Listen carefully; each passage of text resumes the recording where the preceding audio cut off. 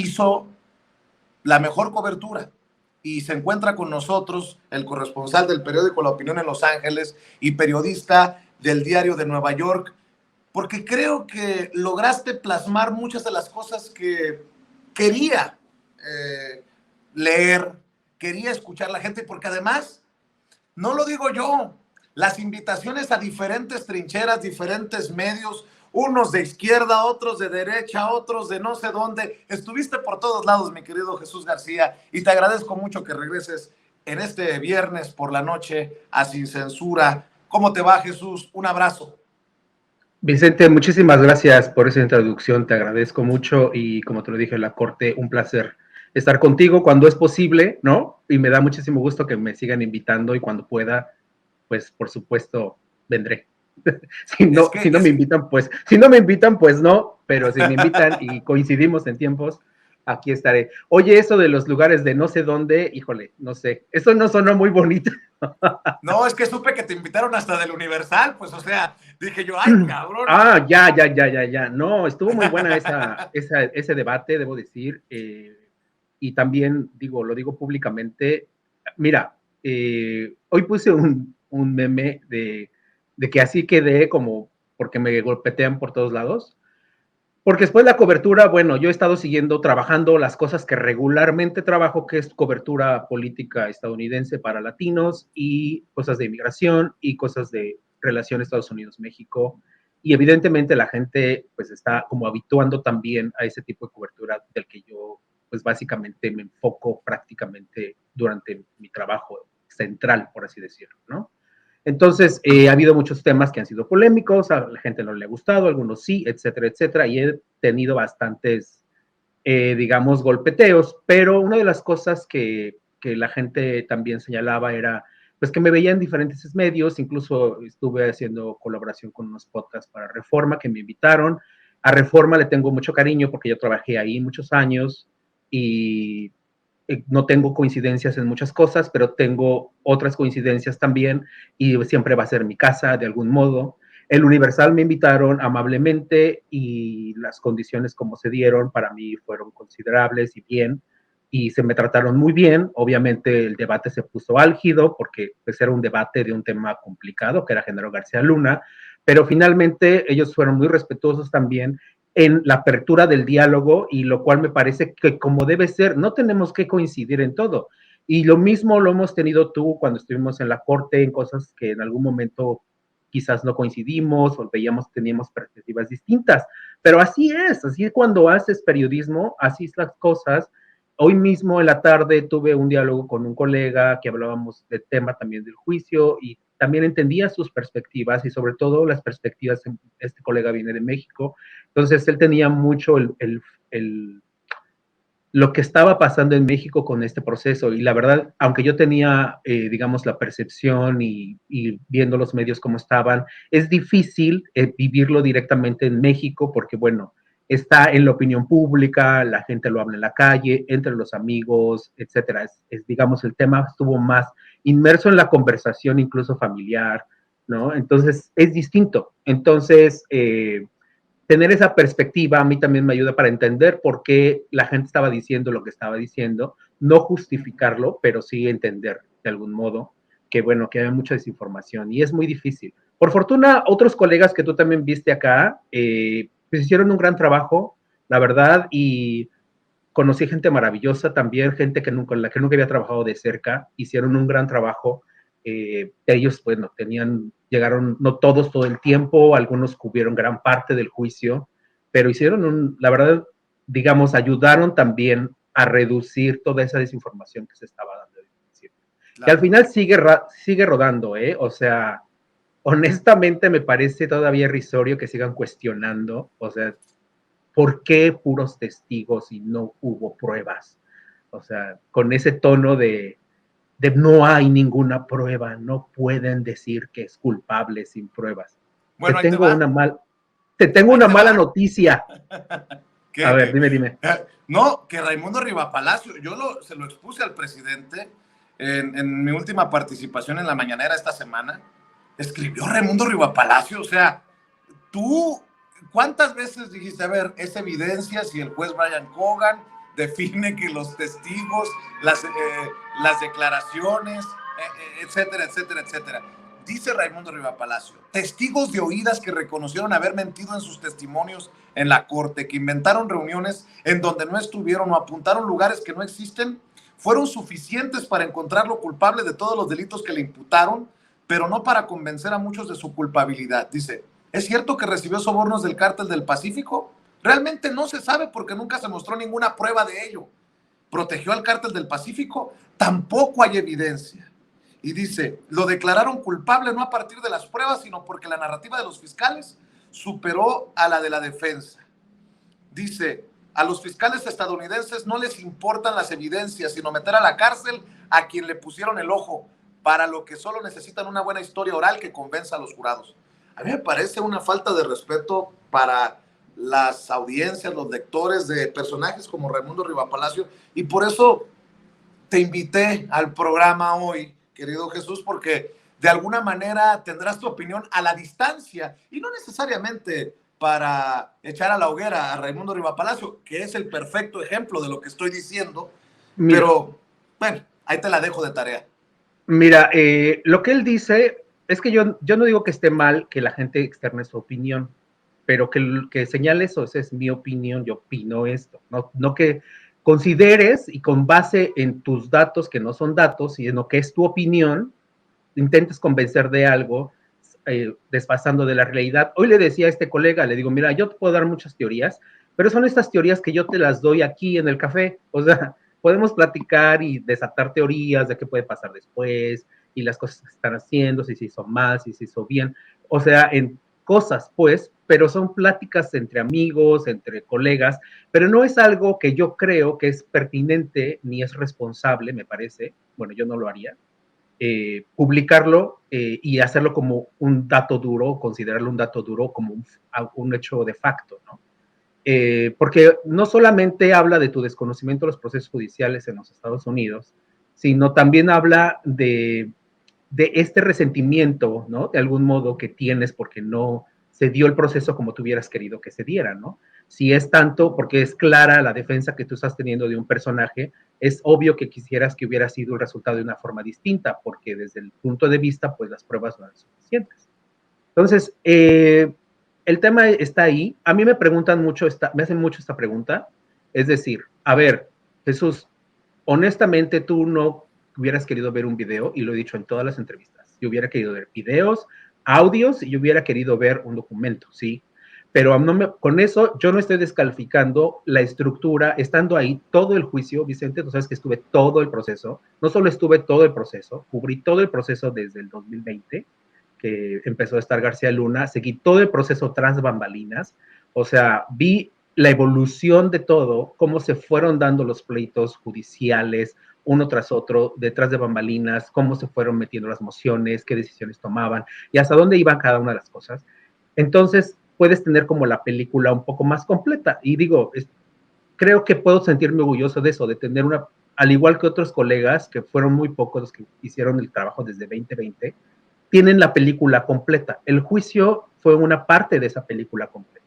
Entonces, ese hecho obviamente te permite a ti entender cómo es que se construye este proceso de esta forma. Una de las cosas que surgieron en el debate del Universal, que bien lo comentas, fue el hecho de que señalaba, Alejandro Ope mencionaba que él tenía pruebas que el gobierno de Felipe Calderón había sido espiado por el gobierno de los Estados Unidos y que incluso el propio presidente había sido espiado y que, pues por supuesto, Estados Unidos tenía pruebas suficientes para de algún modo, si sabía que García Luna tenía relaciones con el narcotráfico, podía mostrar esas pruebas, ¿no?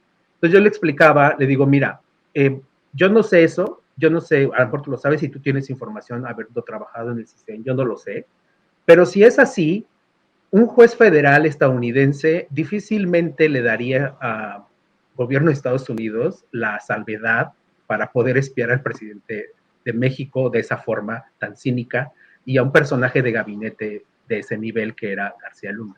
Entonces, estas pruebas, pon tú que sí las tenían en tu argumento, pero no las pudieron haber presentado en el proceso judicial porque no hay una cadena digamos, judicial que proteja jurídicamente esas pruebas. Entonces, no las pueden presentar en el juicio. Por eso es uno de los argumentos. Ahora, yo sabía que existen videos y ocurre lo mismo. Si esos videos, ¿cómo fueron obtenidos? Esa es la pregunta que de algún modo los fiscales tienen que responder. ¿Cómo se obtuvieron esos videos? ¿Fue de forma legal? Si no fue de forma legal, ¿quién los grabó? Pues los grabaron los narcotraficantes o los grabó no sé quién. Entonces, depende mucho eso, el proceso judicial, que a veces nosotros, pues, yo incluso como periodista, habiendo cubierto esos procesos, pues no logro entender del todo. Yo diría, bueno, sí, tienes el video, pues muéstralo, ¿no? Pero son muchos más aspectos que se tienen que resolver. Una de las cosas que hay que tener muy en cuenta es que los fiscales, evidentemente, sí tienen un objetivo. Ahí sí coincido con Raimundo Riva Palacio. Su objetivo es ir contra quien ellos tienen pruebas suficientes de que afectaron la lucha contra el narcotráfico y conspiraron contra el crimen organizado. Esa era la teoría que tenían los fiscales y con la cual basaron sus acusaciones y terminaron finalmente demostrándolo con la narrativa que fue muy bien construida de inicio a final, en, llenando todos los elementos uno por uno después de que lo estableció el primer testigo, que fue Sergio Villarreal Barragán el Grande, y a partir de ahí, pues bueno, se vinieron otros elementos. Nos concentramos, bueno, no, se concentran en México solamente en los testigos cooperantes y en el único testigo protegido que hubo. Pero hubo 27 testigos, varios de ellos agentes de la DEA, del FBI, policías federales mexicanos, a quienes además denostan, porque bueno, igual que lo hizo el abogado César de Castro, de que eran lo bajo, más bajo de lo bajo de la policía, como si no valiera nada, y porque son tan bajo de lo más bajo de lo bajo del nivel de la policía, pues no se dan cuenta de nada, según ellos.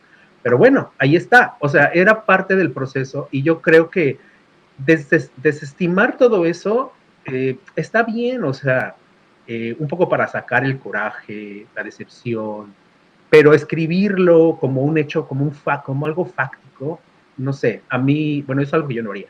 Yo como periodista no haría.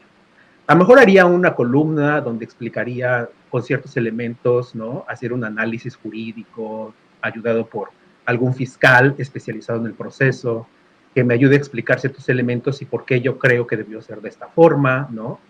Eso es diferente, pero bueno, eso es lo que yo haría como periodista en un artículo de opinión, pero cada Déjame, quien hace el trabajo como quiere, ¿no? claro, Entonces, en términos generales me parece que sí, bueno, es muy interesante las reacciones, honestamente. claro. Déjame preguntarte, porque no, creo que no habíamos platicado desde el veredicto, querido Jesús. ¿Qué No, de pensaste cuando hecho, fue la vorágine. ¿Qué pensaste cuando escuchaste el veredicto? ¿Tú esperabas que, que García Luna fuera declarado culpable? Te lo pregunto que si tú esperabas porque estás diciendo que seguiste el proceso desde el 2020 y bueno, pues estuviste ahí día con día. ¿Tú esperabas que se llegara a un veredicto de culpabilidad de la A a la Z? O sea, literalmente todo, carro completo para los fiscales. No esperaba el carro completo, esperaba yo algunas cosas de culpabilidad. Y de hecho mi postura, como digamos la postura más conservadora que yo tenía, era de hecho escribí una nota sobre eso, porque estaba establecida muy bien en el documento que el juez Brian Cogan les leyó, y que bueno, luego revisé a detalle y venía muy bien esa parte, donde tenía la oportunidad en ese momento el jurado de desestimar los cargos de conspiración. Entonces, pero para eso tenían que hallarlo culpable de todos los cargos primero. Entonces, no podían considerar ese elemento de desestimar los cargos si no lo hallaban culpable. Entonces, en esa lógica había otro cargo, que es el cargo de por haber mentido a las autoridades migratorias en dos mentiras distintas. Entonces, el hecho de haber sido culpable de todos los cargos, aunque por ejemplo hubieran desestimado todos los cargos después, lo hallaba literalmente de manera automática culpable de la quinta acusación. O sea, finalmente él no hubiera podido salir de prisión porque había cometido un delito federal que era mentir a las autoridades federales durante su proceso migratorio, que era el delito menor que alcanzaba hasta 5 años y a lo mejor después hubiera salido prácticamente, etcétera, etcétera. Era como el escenario más conservador que yo tenía. tenía otro escenario que era que lo hallaran culpable por lo menos de 1 o 2 de conspiración, pero entonces no hubiera alcanzado para el delito principal, ¿no? Que es error de las cosas. Entonces, hice varios escenarios como contemplando y hablando con gente, con expertos tras bambalinas, un poco para explicar también esa parte, pero no porque el caso no fuera suficientemente fuerte, sino porque en el imaginario finalmente, esta parte de decir, pues no hubo ningún video, ¿no? No vimos un video realmente. Pues no vimos ningún video. Eso puede generarle una duda finalmente al jurado o una fotografía. Pero eso no significa que todo lo construido y los elementos como están estructurados no hubieran servido. Por eso son tan importantes los discursos de cierre, porque en el discurso de la fiscal hizo un cierre perfecto, porque juntó todo, hizo una unidad de todo el proceso. Entonces le quedó finalmente al jurado claro elementos incluso que se daban por separado y en algún momento hubieran quedado ahí como aislados, como la acusación, por ejemplo, porque señalaban ellos que seguía viajando a México y era una de las mentiras que había hecho las autoridades migratorias, cuando debió haber estado en Estados Unidos durante un cierto periodo porque estaba en proceso de naturalización, por ejemplo, ¿no? Entonces él reiniciaba el calendario cada que iba a México y pues obviamente necesitaba estar un periodo determinado en Estados Unidos, lo cual no cumplió nunca. Esa es una de las mentiras. La otra, que sabía que había cometido algún delito o podría haber sido perseguido por un delito, que es haber faltado al buen carácter moral, como se le llama en Estados Unidos en el argot inmigratorio, según la ley de inmigración en los Estados Unidos, y finalmente eso lo tiene que explicar, se lo explica a un abogado. Los abogados migratorios siempre les dicen a los inmigrantes, tienes que desglosar y decir si fuiste acusado o no de un delito, si crees que cometiste un delito y podrían después, como en algún momento, perseguirte. O sea, todo eso lo tienen que saber los abogados para generar tu caso migratorio.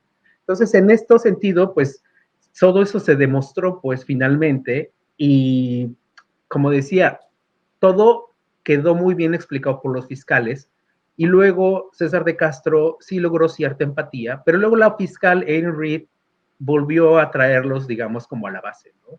Sacando de la duda ciertos elementos muy puntual, como siempre era ella, ¿no? Esta fiscal que a mí me parece muy buena, y era muy puntual, sacando varios de los elementos, de decir, no hay que irnos por la tangente, o sea, sí, estos personajes que trajimos son testigos, son criminales, pero pues un maestro de secundaria no les iba a poder explicar a ustedes cómo se maneja un cártel de la droga, y estas personas sí, ¿no?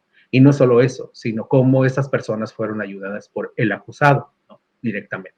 Entonces, pues sí, o sea, yo tenía suficientes elementos para decir si vaya a ser hallado culpable por lo menos de 1 o 2 delitos, pero a mí sí me sorprendió cuando empecé a escuchar la lectura y los primeros 2, yo dije, no, esto es todo, va a ser de todo, y en todo va a ser sí.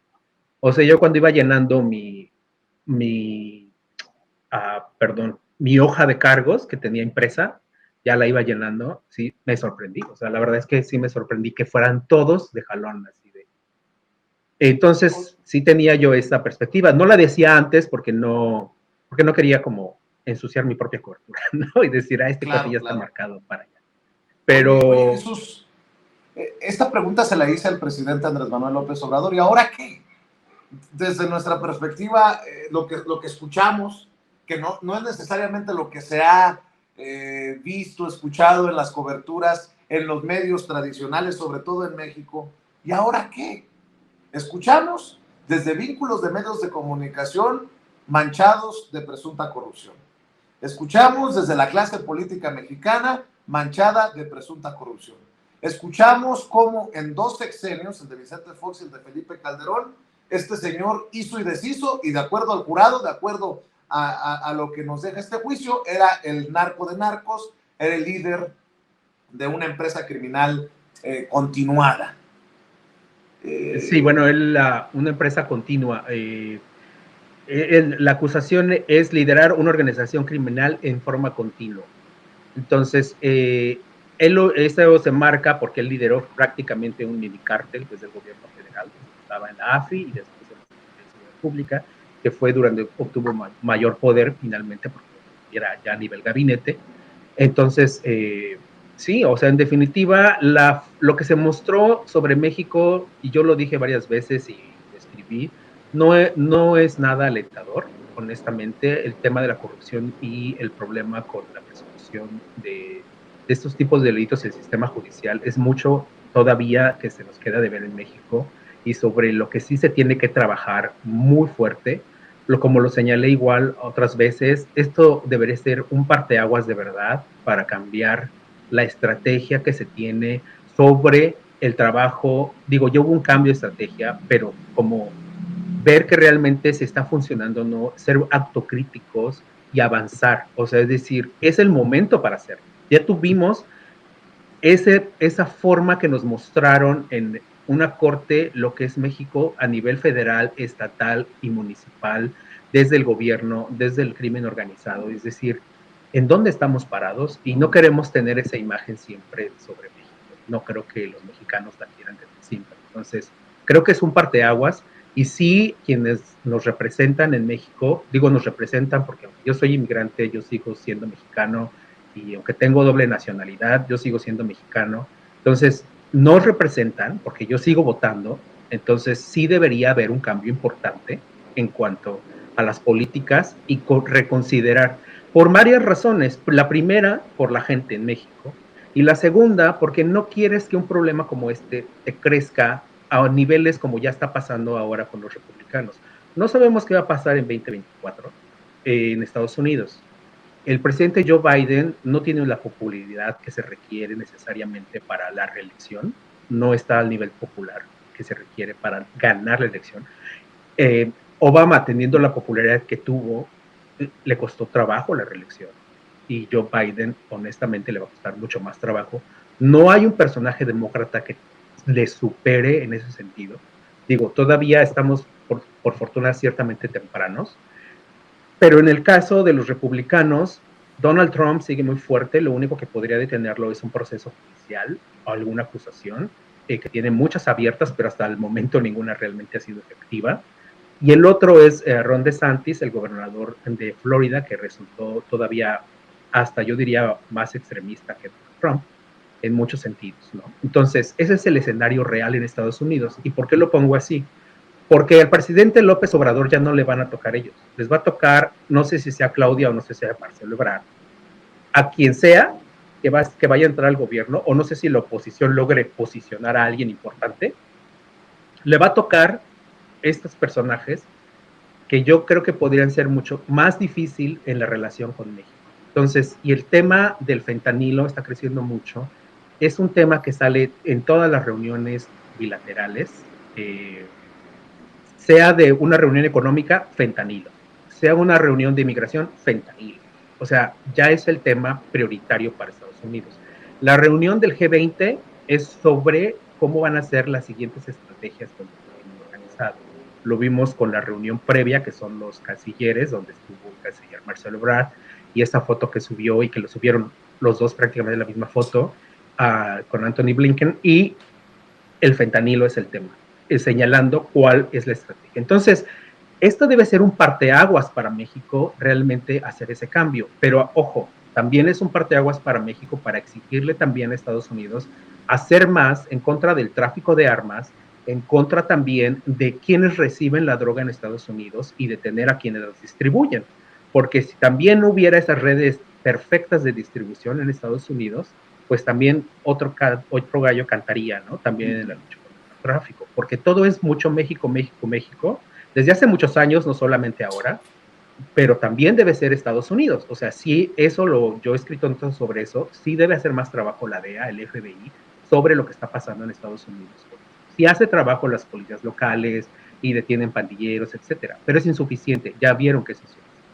Y los republicanos vienen muy fuertes. Esta misma semana publiqué una nota justamente de la audiencia que tuvo el fiscal Merrick Garland en el Comité Judicial del Senado, que es finalmente el más importante, que maneja todos estos elementos, y el republicano Lindsey Graham le preguntaba, lo que tenemos no ha funcionado y estamos trabajando algo más, el senador Tom Cotton está trabajando algo, y entonces pues vamos a ver, entre aumentar las penas por el tráfico de fentanilo, hasta considerar seriamente nombrar a los cárteles de la droga mexicanos como terroristas. Y entonces le pregunta al fiscal general, ¿usted le parece que debería hacer eso? Y el fiscal le dice, sería un problema porque tendríamos un problema diplomático con México, porque necesitamos a México, porque es importante, bla, bla, bla. Pero le dice, ¿y usted se opondría a que se nombraran terroristas? No, yo no me opondría. ¿No? El tema es que si ocurre o no, si el trecho es largo, existe el camino y existe ya el mensaje de que hacia allá podría ir el tema. Y viene el proceso electoral y va a ser un tema importante. Entonces, se maneja desde diversas aristas y yo creo que en México sí deberían ponerse mucha atención en estas cosas, porque, y no solamente culpar al gobierno y decir, ay, no están haciendo nada, sino ver más allá de todo el problema, la problemática integral, ¿no? Que yo creo que es lo que hace mucha falta. Sí. Oye, Jesús, sé que tienes otros compromisos Todavía y tengo un poquito, creo que querías hablar algo algo de Felipe Calderón, que me pareció sí, muy interesante. yo te pregunto, para que se pueda aspirar realmente a justicia, para que se siente un precedente, se tendría que investigar a Felipe Calderón y a Vicente Fox por lo que hoy sabemos que sale del juicio de García Luna. Mira, es una beta que sí se puede explorar, o sea, los fiscales pueden hacerlo, tienen elementos para hacerlo. No sé hasta Vicente Fox, porque Vicente Fox no fue mencionado directamente en el juicio. Fue mencionado por los fiscales para dejar sentado que trabajó con García Luna, o García Luna trabajó más bien con él en su gobierno, pero no por, digamos, como la estructura de corrupción por la que García Luna fue hallado culpable. Entonces, sí hay elementos para que los fiscales puedan decir, ah, aquí hay algo que deberíamos explorar, porque no tiene sentido que este personaje de alto nivel, a nivel de gabinete, trabajara solo, ¿no? Entonces, sí hay esa posibilidad. Ahora, me han preguntado, ¿tú crees que los vayan a perseguir? Esa respuesta no existe de facto. ¿Por qué? Porque si eso están investigando, tardan 2, 3 años en hacer la investigación y es una investigación mega top secret. O sea, no, difícil que alguien realmente la sepa, a menos que se haga una filtración al New York Times o algo así, lo cual es muy difícil por el tipo de investigación que es. ¿Es viable? O sea, ¿es posible que ocurra? Sí es posible. Bueno, ya lo vimos con el presidente de Honduras, que está a punto de ser enjuiciado en septiembre, aquí en Manhattan, va a ser su juicio en la Corte de Distrito Sur, justamente por narcotráfico, justamente por nexos con el cártel de Sinaloa, y el cártel de Sinaloa, bueno, se ha convertido en el enemigo público número uno para Estados Unidos, porque es el primero que sale, y el segundo es el cártel Jalisco Nueva Generación. Entonces, existe esa posibilidad, pero también hay que tomar en consideración, perseguir a un presidente o expresidente mexicano es un tema espinoso para Estados Unidos diplomáticamente, porque México, por más que muchos quieran denostar a México en el propio México, como luego leo en Twitter que parece que odian a México en realidad México es un país muy poderoso, o sea, es la economía número 15 del mundo, es el socio más importante de Estados Unidos. Muchos analistas dicen, es que ni siquiera es geopolítico. O sea, a ver, es vecino del país más poderoso del mundo. ¿Qué más geopolítica quieres? No me vengas con cosas. O sea, punto. Hay un análisis para ver si México incluso se vuelve otro socio estratégico para la OTAN. O sea, por favor, hay que ser más realistas en los análisis. Como Colombia, Colombia es el único socio estratégico que tiene la OTAN en América Latina, ¿no? O sea, no es parte de la OTAN, pero es como un socio estratégico, porque pueden hacer como trabajo conjunto, etcétera, etcétera. Y es algo que estarían como explorando también o que podría explorarse para México. Entonces, México es muy importante y entonces perseguir a un expresidente de esa forma le juega también a Estados Unidos diplomáticamente de una forma que no les conviene mucho. Entonces, eso sería más principalmente el motivo por el cual quizás no sería perseguido Felipe Calderón. Pero de que pudieran existir los elementos para hacerlo, de explorar la investigación, existe. Entonces, yo siempre considero que hay que ver como, tratar de ver la película completa, ¿no? De ver cuáles son los poros y las contras y los elementos que juegan en contra y a favor. Y creo que por lo menos estos primeros elementos nos ayudan a entender por qué sí y por qué no podría ocurrir eso.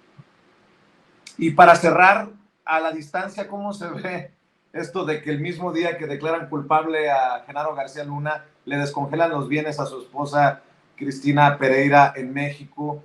¿cómo entiendes tú que has dado cobertura? Si bien lo del 2012 en adelante no se tocó en el juicio contra Genaro García Luna, sabemos que existe un lujo, una riqueza, millones de Genaro García Luna y su familia. ¿Cómo entiendes que a pesar de que se ha tejido por los fiscales una red criminal, se habla de, no sé, más de 200 millones de dólares en sobornos, fue lo que se habló en el juicio, pues de alguna Además fue la manera... cuenta que hizo César de Castro, ¿eh? Exacto, César de Castro exacto. hizo esa cuenta. Eh, ¿qué piensas de lo que denuncia la Unidad de Inteligencia Financiera de México? Que los dineros que se habían congelado, más de la mitad, ya se descongelaron. Pareciera que tenemos dos visiones, ¿no? De Genaro García Luna. La de Estados Unidos, en donde se busca hacer justicia. En este caso, se le declara narco, se le declara culpable de asociación delictiva, se le declara culpable de vínculos con el narcotráfico, y en México pareciera que pues les pasó de noche lo que se dijo en el juicio contra Genaro García Luna, al menos así lo entiendo, Jesús. Yo creo que fue una decisión bastante lamentable, honestamente, porque creo que finalmente si la fiscalía, si los fiscales en México tenían suficiente información para sustentar lo que estaban acusando, me parece una decisión cuestionable. Es decir, ¿qué está pasando? Es lo que yo decía sobre el sistema judicial mexicano, que nos queda de ver muchísimo. Entonces, hay un camino muy largo por avanzar en México en esta parte del sistema judicial, porque sí tiende a ser muy sesgado. El sistema judicial estadounidense no es perfecto y no hay ningún sistema judicial en el mundo, pero hay tantos elementos que van acortando y hacen muy difícil que un solo juez tome una decisión de una manera unilateral, ¿no? Por ejemplo, te voy a poner un ejemplo así súper rápido, ¿no? O sea, Donald Trump presenta una demanda para tratar de tener una investigación por lo de los documentos secretos que se llevó a Mar-a-Lago, Florida. Y la presenta la demanda ante una jueza que él nombró. Entonces esta jueza pues lo acepta porque además pues como él la nombró, presenta la queja. Pero entonces la jueza trabaja hasta un cierto límite y la jueza reconoce y se hace a un lado y dice, ¿saben qué? O sea, yo en este pleito no me puedo meter. Punto. O sea, es una diferencia que se da en cuanto a los jueces en Estados Unidos como en México. O sea, no importa finalmente, hay procesos que protegen. La institucionalidad es mucho más respetada en ese sentido, lo cual debería ocurrir en México. Entonces, hay otras decisiones que no puede tomar un solo juez, sino que son paneles o no se puede tomar una decisión de un juez si no hay un gran jurado. O sea, hay varios aspectos que deberían de tomarse en consideración porque son diferentes los sistemas judiciales, pero por eso mismo digo que si hay esos huecos en México son las cosas que deberían de empezarse a ver qué es lo que está trabando justamente que el sistema judicial mexicano mejore. Yo no soy experto en el sistema judicial mexicano y te puedo decir que hagan A, B y Z, solo estoy señalando esos elementos, porque hay gente que es experto y he tenido conversaciones con abogados que son expertos y sí reconocen pues muchas de estas partes, ¿no? Que para ellos también son como risorias, es decir, no, es inaudito que estemos haciendo eso. Ahora bien, hay que separar dos cosas. Una de las partes que está investigando México y por lo que presentó la demanda en Miami tiene que ver con los recursos básicamente que se habrían desviado o el contubernio por gobierno, y por eso es una demanda civil en Miami, porque bueno, es donde supuestamente se invirtió el dinero y la riqueza, etcétera, etcétera. El dinero que los fiscales estaban rastreando, no necesariamente ese, sino y esto es una de las cosas eso es uno de los grandes errores de los fiscales, que sí hay que señalarlo, que no lograron hacer el enlace directo sobre el dinero. ¿Por qué? Porque lo que los detuvo a hacer el enlace directo de cómo se habría utilizado parte del dinero recibido fue justamente el acotamiento en cuanto al periodo de que pues, se podía realmente considerar este personaje.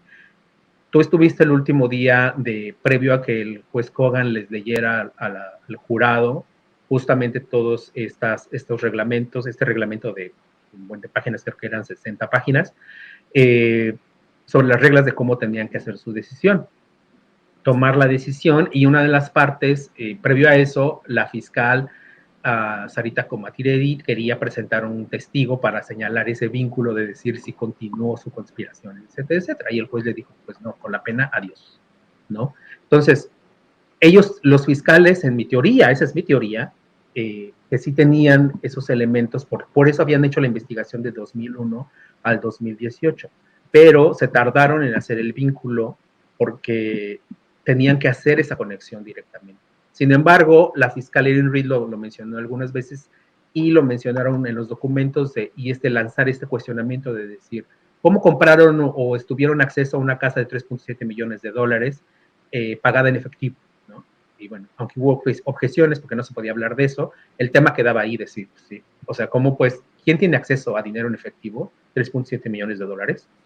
O sea, pues los multimillonarios, ¿no? Y la gente que tiene acceso a dinero en efectivo así, necesitas, ¿cuánto tienes que ganar para poder comprar una casa así, de esa forma? Entonces, yo creo que ese fue uno de los errores de los fiscales, pero al final, bueno, no jugó en su contra. Hay que ver las mociones que siguen, eso es importante. Difícilmente el juez Kogan desestima, porque él respeta mucho la decisión del jurado y desestima elementos directos al jurado. Lo vimos con el juicio del Chapo, por ejemplo, y en otros procesos que él ha tomado decisiones. La defensa va a presentar esta moción, primera moción, serán de aquí a junio y después hasta la sentencia. Y bueno, todavía falta un buen para saber qué va a pasar, si van a apelar o no, y pues ver lo siguiente, ¿no? Así es, mi querido Jesús, qué interesante siempre conversar contigo, y ojalá que mantengamos este vínculo para beneficio de la audiencia de Sin Censura cuando tu agenda te lo permita. Y a mí me gustaría que nos despidiéramos invitando a la gente a leer tu trabajo, que más allá del juicio contra Genaro García Luna, es relevante también, es importante para nuestra audiencia, que es mucha allá en Estados Unidos. ¿Por qué no cerramos invitando a la gente para que te busque en redes, para que te busque en los medios en los que estás colaborando, Jesús? Gracias, Vicente, muy amable. Sí, bueno, puedes leer mis historias en laopinion.com y bueno, también seguirme en Twitter, que es Jesús Gar, @JesúsGar, ahí en Twitter, que ando molestando al prójimo. Ya nos veremos pronto en Nueva York, porque por ahí ya es editorial y es mi opinión. Guardo la esperancita que el jefe de García Luna también sea enjuiciado, y para allá apunta la flecha, mi querido Jesús García. Por lo pronto, pues si eso sucede, pues ahí vamos a estar en primera fila, así es que eso. O sea, si eso sucede, ten por seguro que ahí voy a estar en primera fila. Pero bueno, yo ya dije lo que tenía que decir al respecto, entonces eso es distinto. Bueno, un gustazo, y muy buenas noches. Saludo a la gente que te sigue y un placer siempre.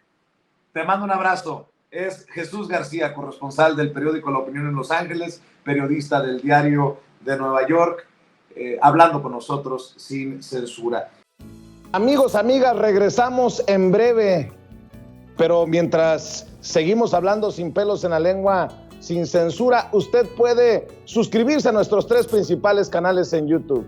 Sin Censura Media, en donde tenemos más de 1.600.000 suscriptores, Sin Censura TV, en donde tenemos más de 1 millón de suscriptores, y en Sin Censura Presenta, en donde queremos llegar muy pronto a los 100,000 suscriptores. Si usted ya está inscrito en Sin Censura Media, suscríbase en Sin Censura TV. Si ya está suscrito en Sin Censura TV y Sin Censura Media, suscríbase a Sin Censura Presenta. Recuerde que es gratis, no tiene que sacar un solo centavo de su bolsillo para apoyarnos. Dele clic en la campanita para que los señores y señoras de YouTube envíen las notificaciones cuando estemos transmitiendo en vivo y en directo o estemos subiendo videos. También nos puede seguir en Twitter en @Vicente Serrano y hasta en Instagram. Ojo, también estamos en Instagram. Son nuestras redes sociales y con el apoyo de ustedes seguimos creciendo, porque con ustedes todo, sin ustedes nada.